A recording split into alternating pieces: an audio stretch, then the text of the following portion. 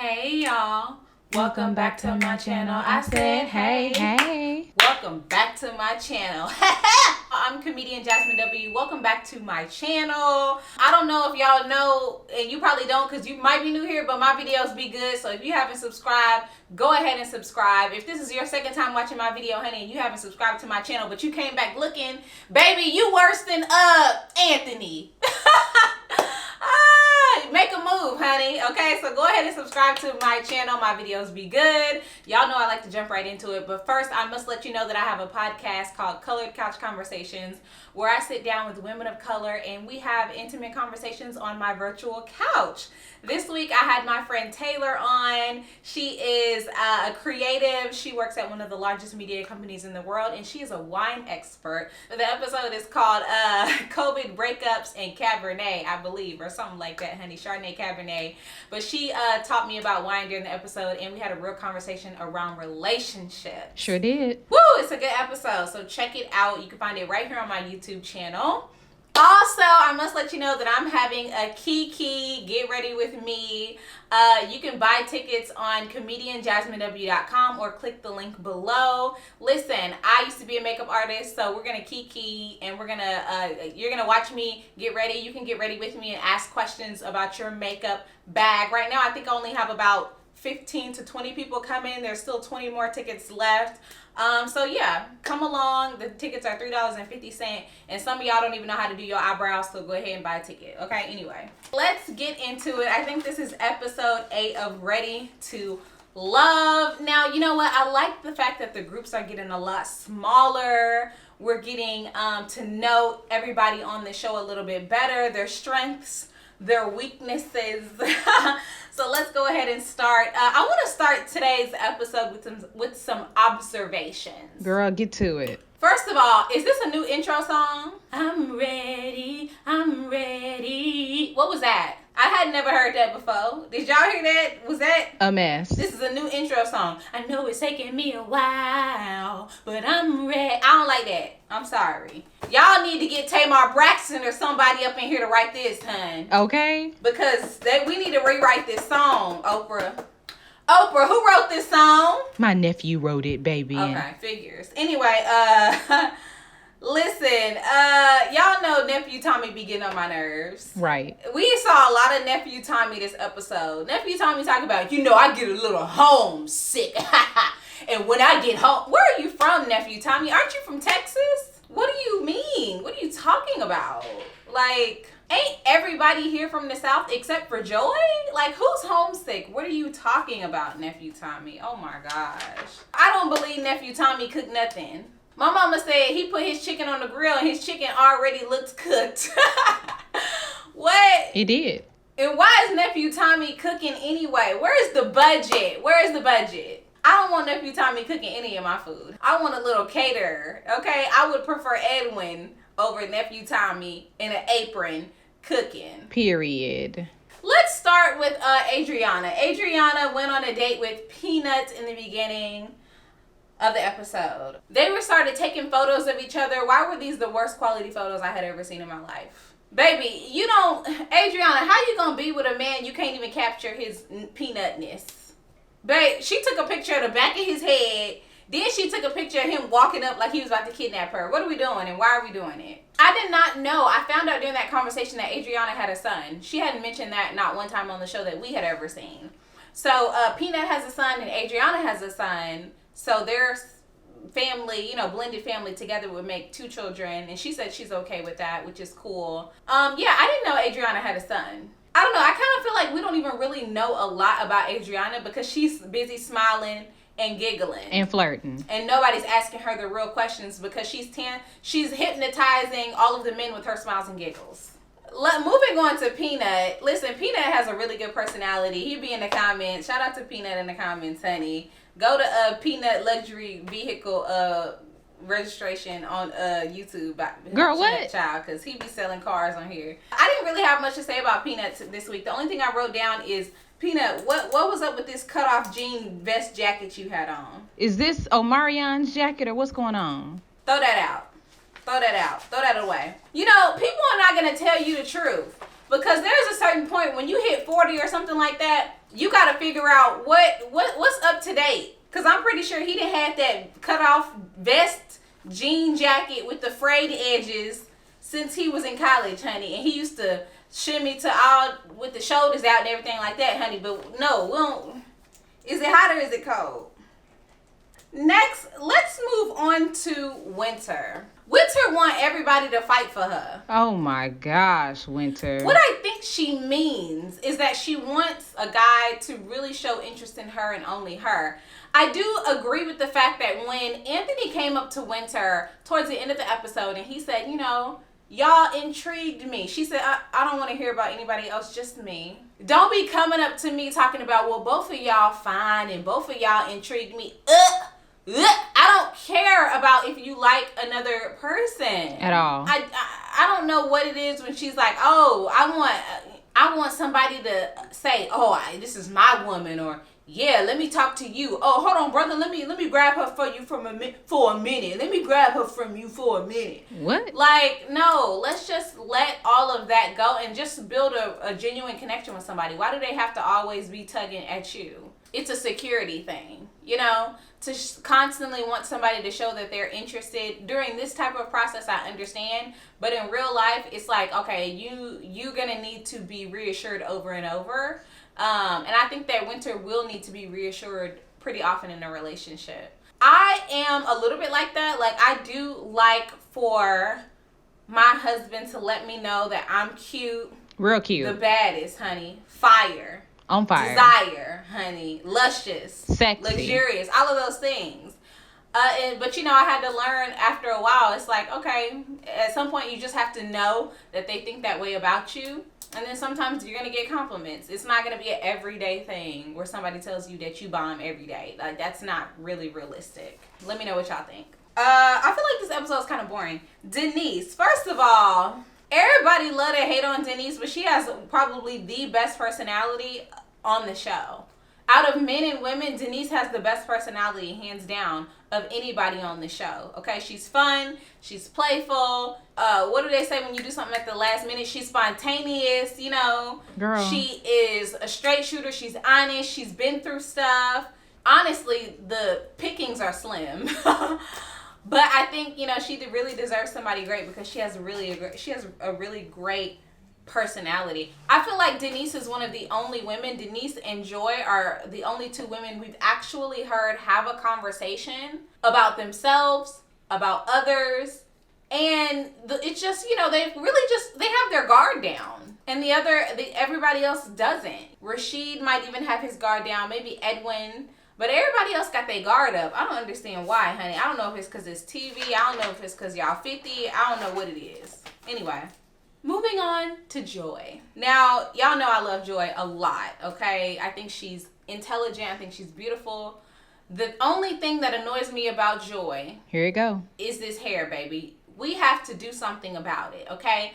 Because it's really blocking us from getting to know you, Joy, okay? Your hair is keeping us away from you. Distance. Would y'all feel connected to me if the whole review... did my whole review like this? Girl, you do. How would y'all feel? Would y'all feel like y'all can trust me with my hair? Like, I don't know what you hiding under there. I know this is giving you full-fledged Donna Summer, honey, but this is not cute.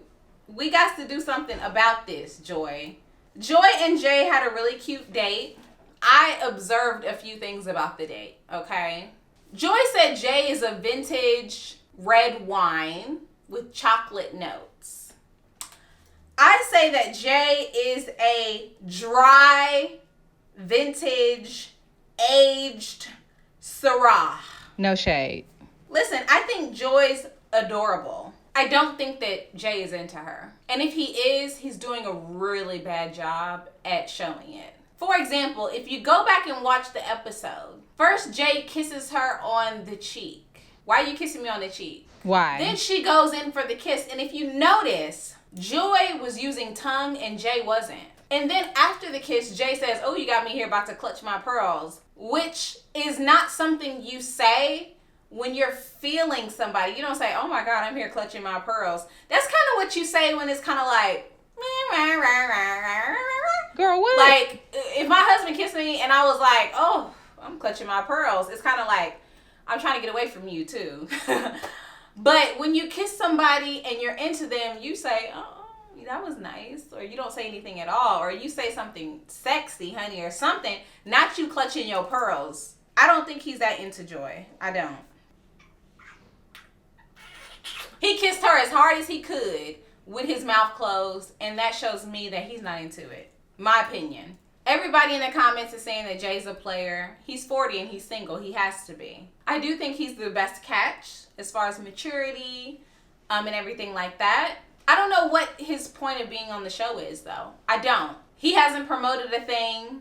Maybe he has a hat line coming out. He's not really getting deep with the ladies. He's not even having any real conversations. I'm curious as to why he is on the show, period. Because he's not opening up. He has a huge wall up. He wants to be chased.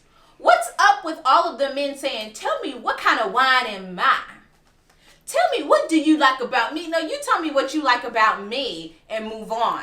Period. All the men want to hear about themselves. They want to hear what the women like about them or what intrigues them about them. And a woman telling a man what she likes about him is not going to make him into her. Pointless. So either you like me or you don't. I don't have to list all the things that I like about you for you to know if you like me. Because if I go down and list the things, you can still not like me. So why am I telling you what kind of wine you are, honey? Dry and aged. Simone got eliminated, of course. I knew that was coming. But the first thing I will say about Simone is body yada yada yada yada yada yada yada yada yada yada yada yada yada yada. Okay, Simone's body popping. I said, girl, what kind of ab workouts you be on? What kind of salads you be eating? So she could tell me what kind of salads she be eating and stuff, honey, and I could tell her what kind of skincare I be using because, girl, baby. Girl, you shady. Simone and Edwin sat down at the pool and Simone grilled him like he was on Netflix's I Am a Killer, honey. She grilled him like a white officer with a black man who ain't fit the description, baby. She said, what about your father not being around? Edwin said, you know what? It was an obstacle. I got over it. It really didn't bother me that much. She said, I don't believe you. Okay. Now what? Once I tell somebody something and they say, I don't believe you, okay. Child, what are we eating for dinner? Where's the champagne? Because I'm not about to sit here and argue with you over my beliefs. If I say, you know what, my father was in my life, but X, Y, and Z, and you say I don't believe you, okay, don't believe me then, baby. What you want me to do? Edwin was over that conversation, and literally, I do not blame him. She went question after question after question. Now, one thing that I did not like that Edwin did, I don't know if he did it because he was just trying to wrap up the conversation with Simone because she was getting on his nerves, but he lied about going to therapy. He said that he had been to therapy, but then they flashed back later on and he said he went one time, which means he has not been. Going to therapy one time is not going. He told Simone that he has been to therapy to address it, but earlier in the season, I did a whole episode about it. He said that he has not been to therapy. So maybe it was just because he wanted Simone to shut up, but he lied to her about therapy in that moment. Simone also sat down with Peanut, and she said something like, oh, you've been married and you've been through the ringer. I want a man who's been through the ringer, so he's learned. Baby, you want scraps and leftovers. Pieces. You want a to-go plate. Now, I understand that men at her age have probably already been married or already been in a long-term relationship or already have kids. But, honey, to say that you want scraps, baby, who are you, Clifford the Big Red Dog? Baby, no, don't ever want scraps for yourself, Simone. Want better than that. Do you want leftover cases? Do you want scraps in the courtroom? Absolutely not. So why would you accept it for your partner, your life partner? Girl, anyways. And then finally, Simone went to Calfani and said, oh, I'm interested in you too. Lies. And Calfani was like, girl, no, you're not. And all I could think was, scratching and surviving, hanging in the child line. She literally just looking for any scraps, honey. Scratching and surviving. Ain't we lucky we got them? Good times, honey. From peanut to chocolate Reese's Pieces. Buttercup. Calfani. Everybody could totally see how Simone, when elimination period came around, she was sweet. And then when it was time to have a conversation and make a connection with somebody, she was sour. So, anyway, moving on to Edwin. Edwin had dinner with Joy. And we already talked about Edwin lying about going to therapy to Simone. But, Joy sat down with him as well and explored that. Edwin said he had shakes and was up crying in the middle of the night. Honey, he only gets 2 or 3 hours of sleep. Edwin, you sound like you need to go to therapy. You cannot expect someone to come on and add to your life if it is in pieces. Imagine him sleeping 3 hours a night here on a resort. Imagine if he works. That affects your attitude. It affects your mental health. It affects your positivity. What type of person is Edwin day to day when he's working and dealing with regular life if he is struggling this much at a resort? It's concerning. Why do black men not listen about going to therapy? Why? Why do they think that they can heal on their own without talking to somebody? Joy said pushing through. A lot of people think that they can push through. Pushing through is not healing, period. And I love the fact that Joy said that to Edwin and gave him that advice. And I hope he takes it. Now, next we have Alex. Who, Alex? I hate the fact that everybody has decided now on week 8 that they don't want to be exclusive. You should have said that in the beginning. There were lots of people and lots of opportunity in the beginning. But because you were laser focused on this one person, and now that person's gone, Alex, and now you left with Peanut. And Peanut got options, baby. He don't have to date you. Right. You might be gone next week. You know what I mean? You should have opened yourself up and let your guard down, let your walls down in the beginning. I think Alex is going home next week just because she simply doesn't have many matches here. I think she's a great catch. I just think that here she doesn't have many matches, okay? Alex said, I like Brian, but I also like Rashid on her freestyle. Can I just say, if I hear you guys freestyle one more time, I'm never watching the show again. Ever. Never. I'm closing my laptop, and I'm going to get on here and let y'all know why I'm not doing a review, because I'm tired of the bullshit. Y'all don't have nothing else to do. We can't play like a little cute categories, or y'all don't have charades, honey. Don't nobody have a piece of paper. Y'all can't play like a little get to know me game. That's what they should be doing when they're at the table eating and drinking. Everybody should be getting to know each other, not freestyling. Oh, I can't stand y'all. It was cute last week, but again, no ma'am. No, I don't like it. I don't like it one bit.